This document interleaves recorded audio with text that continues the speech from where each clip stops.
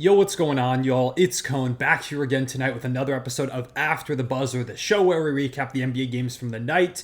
We've now got our conference finals set. It's going to be Celtics versus Pacers. The Pacers winning in Game 7 today against the Knicks, and the Minnesota Timberwolves facing off against the Dallas Mavericks. A matchup that I don't know if anybody would have picked to be the Western Conference Finals matchup, even prior to the All-Star break, never mind before the season. It's been a wildly unpredictable year, and with the Nuggets falling, this means for the 9th straight season, we're going to have a new NBA champion. It's an unprecedented time of parity in the league, and one that's extremely exciting as a basketball fan. So I want to go ahead and get into these games, starting off with Minnesota versus Denver, which was a really close one. We've seen a lot of blowouts in this series, and for a lot of the game, it looked like it was going to turn into a blowout in favor of Denver. In fact, for a majority of it, it was exactly that. The Nuggets led by as much as 20 in this game. Going into halftime, they're up about 15 points. It's, I think, the first time a team has ever blown a 15-point lead at halftime in a Game 7 ever. I might be wrong about that stat, but I'm pretty sure that's what I saw. It was an unbelievable comeback from the Minnesota Timberwolves and a ridiculous collapse from the Denver Nuggets. They just got destroyed. Over the course of the second half, the Wolves were way more consistent, and this is an extremely impressive win for the Wolves. Not only did they come back from down 15 on the road against the reigning champs who have the best player in the world in Jokic, but they did so with Anthony Edwards not really doing that much. He was 6 of 24 from the floor, one of the worst shooting splits I've ever seen from a star-level player. He did do a lot of other great things, like he still grabbed 8 boards, he dimed up 7 times, 2 steals, and he hit some timely buckets in the third quarter to really help them build momentum, as well as play great defense all throughout. Ant has always been one of those two-way guys. Even when he's not scoring, he's still impacting the game. But the fact that the Wolves were able to win with Ant struggling when that seemed like that might be their kryptonite is the players outside of Anthony Edwards at times over the course of this playoffs is really, really impressive. Everybody contributed in some way, and probably the biggest shout out has to go to Karl-Anthony Towns, a guy that has often been labeled as someone who would have to be traded before the Timberwolves can make this thing work with Gobert here in town, a liability at times, somebody who has never really stepped up in the playoffs before. Every run up until now, he's really struggled, and there have been moments throughout this run where Cat hasn't looked the best, but tonight, in the game of his life, the most important game of his career, while Anthony Edwards, their best player, is struggling, 23 points, 12 rebounds, 2 assists, 2 steals, and a block on 57% shooting, while playing some of the best defense on Nikola Jokic out of anybody in this game, especially because Gobert had 6 fouls. He ended up fouling out pretty late in this game, was in foul trouble all throughout the night. Cat stepped up tremendously, putting to rest all of the narratives that have surrounded him for a while. I'm really, really happy for him. He's a guy who's went through a lot throughout his life, especially as of late over the past few years. He's been doubted a ton. I wasn't the biggest believer in Karl-Anthony Towns coming into the season. He has really proved me and everybody else wrong on both ends. The defense, the way that he has stepped up throughout the season has been tremendous, and offensively, he's given them a big-time punch. Came back from that injury. There were concerns about how he might look in the playoffs. He's really stepped it up. I can't say enough good things about the way Cat played. Jay McDaniels as well. Amazing over the past couple of games. He was a big swing factor for the Wolves in this postseason, especially in this series. They needed him to step up if they were going to force a Game 7, if they were going to win that Game 7. Tonight, 23 points, 6 rebounds, an assist, 2 steals, and a block. 70% shooting, 3 of 4 from 3 is the biggest thing. He's got to be that outside threat. They need him to take an offensive jump. He did exactly that when they needed him most to help lead the Wolves to their first conference finals in about 20 years, since Kevin Garnett was in town. Another guy who really contributed is Rudy Gobert. And to me, Gobert is one of the most unnecessarily disrespected stars in the sport. Every single time any star player goes off, it's, oh, I thought Gobert was the defensive player of the year. I thought he was supposed to be the stopper. Specifically, a couple of games ago, it was Game 5, I believe, where Jokic had this unbelievable performance, cooking everybody, never mind Gobert. And Gobert was playing like perfect defense in a lot of those shots. It just didn't matter because when Jokic and the best players ever are in their zone, there's nothing you can really do other than block the shot, which it's hard to do against a 7-footer who has the footwork that Jokic does. And tonight, Gobert was incredible. He was great all series. I don't know why people continuously find the need to tear him down. And with his continued play and the continued progression of this Timberwolves team, people are finally realizing that Gobert wasn't the problem with a lot of those Jazz teams, that the Gobert trade was never the worst trade of all time. I've always found that as a crazy narrative.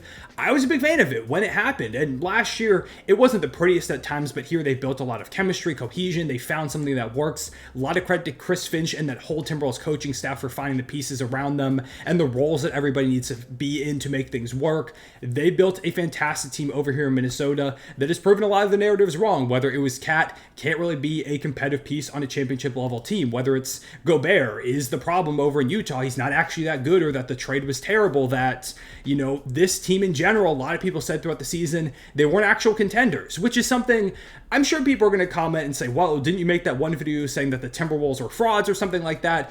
I just want to put it out there. That was a hot takes video where I put the hot take in the title. And in that video, if you watched it, I said, that's crazy. I think the Timberwolves are a championship contender. So I'm somebody who has believed in this team throughout the year. They've proven me right here. Although I will say before the season, I did not predict them to be this good. So let's not talk about that. But at least throughout the season, I've been a big fan of this Wolves team. It's a lot of fun to watch their ascension. Mike Conley's got to give a shout out. Finally wins a Game 7 in his career. I think he was like 0 for 4 coming into tonight or something like that. Nickeil Alexander-Walker didn't hit a shot, but played great defense, not just now, but all series, as well as against Phoenix. Naz Reid, 4-7 from the floor, 11 points, 4 rebounds, 1 assist. The sixth man of the year. He continues to do special stuff.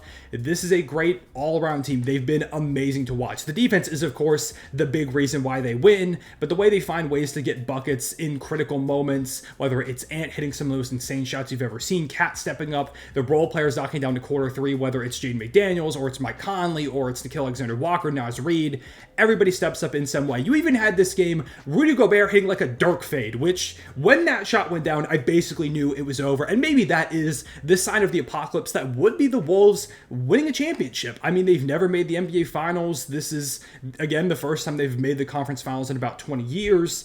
They weren't a team that a lot of people picked to make it to this point, especially preseason. I don't know many people at all who thought the Wolves were going to be a top 3 seed, were going to end up in the conference finals, maybe even the NBA Finals.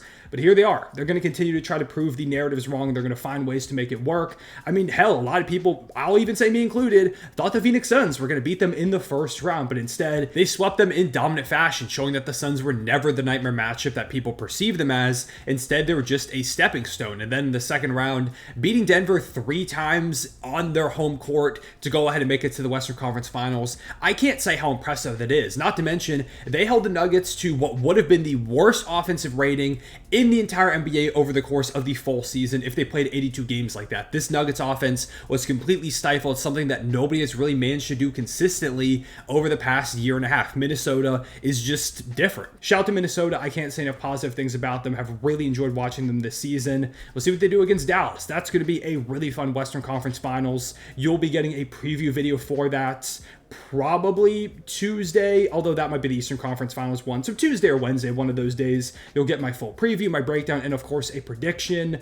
We'll have to see. For the Wolves, of course, you've got to slow down Kyrie and Luka Doncic. Anthony Edwards is going to have to be really aggressive, do a lot of the similar things to what Shea did in that series, but they're going to need the role players to continue to step up like they have all run. And hey, at this point, they'll probably just continue to do that. And if the Wolves end up in the NBA Finals, which is a crazy sentence to even say, I wouldn't be surprised whatsoever. On the Nuggets side of things, obviously this is a disappointment. And really what it came down to is they didn't get a lot of help from the supporting guys. Jokic went out there and put up 34, 19, 7, 1 block. The shooting was under 50%, did go 2 of 10 from 3. His three-point shooting was really down this whole playoff run, but Jokic did almost everything he could. Jamal Murray had another ridiculous game, 35, 3, and 3. They just didn't get a lot of production elsewhere. Only 7 points from MPJ, just 4 points from Aaron Gordon, 5 from KCP, only 5 bench points in total, all of which came from Christian Brown. The depth was always a concern with this team, and it ends up biting them here. The Wolves had a lot more well-rounded performances. They got guys to step up, even with Anthony Edwards struggling. It's going to make for an interesting offseason in Denver. I do want to make a video fully breaking down what the future looks like for them, because I think it's a little bit scarier now that we've seen this weakness in them. Although there's no shame at all in losing to this really good Minnesota team, a team that almost felt built to go ahead and stop the Denver Nuggets. Funnily enough, built by the exact same guy who built the Nuggets up in the first place. So shout out to Tim Conley, really impressive stuff he's done over there as the general manager, the guy that's kind of pulling the strings. But yeah, the reigning champions end up falling as a team that most people picked to win the championship. Then over in the Eastern Conference, we had Pacers versus Knicks, which unfortunately was not close. This was a blowout, 130-109, 21-point win for the Pacers, in which They had the best field goal percentage, I believe, in the history of any playoff game ever. They refused to miss in this one, and a lot of the shots were pretty wide open. You could see that the Knicks defense was falling apart. They were on really tired legs. OG Anunoby tried to play in this game, but he was hardly out there. He only ended up playing about 4 minutes, was clearly not himself, did give them 5 points, but the hamstring injury, he was not ready to come back from that. Josh Hart has that ab issue. Jalen Brunson was also clearly hobbled out there, actually ended up fracturing his hand in this game too. The injuries never stopped coming for the New York Knicks this entire playoff run. I don't know if I've ever seen a more beat up team over the course of the playoffs. Their defense fell apart, but even on the shots they contested, the Pacers refused to miss. Aaron Nesmith, 8 of 8, 2 of 2 from deep. You got 8 of 15 from Pascal Siakam, 7 of 11 from Miles Turner, 8 of 10 from Nembhard, 10 of 17 from Halliburton, 2 of 3 from Ben Shepherd, 6 of 8 from TJ McConnell, 3 of 3 from Isaiah Jackson. The worst shooter was 1 of 4 for Obi Toppin, and that's easily the worst shooting. They shot 54% from 3. Could it be stopped? And this is the Pacers offense we've come to know throughout the season, although this was definitely something special on the road, taking down the New York Knicks. Both Game 7s are actually won by the road team, which is crazy to say. But yeah, the Pacers go ahead and get it done. Nobody thought this was going to be a team that was in the Eastern Conference Finals this season. And I know there are some people that are going to downplay their path to this point, but both teams they played put up a good fight. The Pacers just found a way to take advantage. You can only play who's in front of you. And regardless of what anybody says, what the narratives are that people try to spin, they're in the Eastern Conference Finals. They've made it here. I'm interested to see what they do against the Celtics.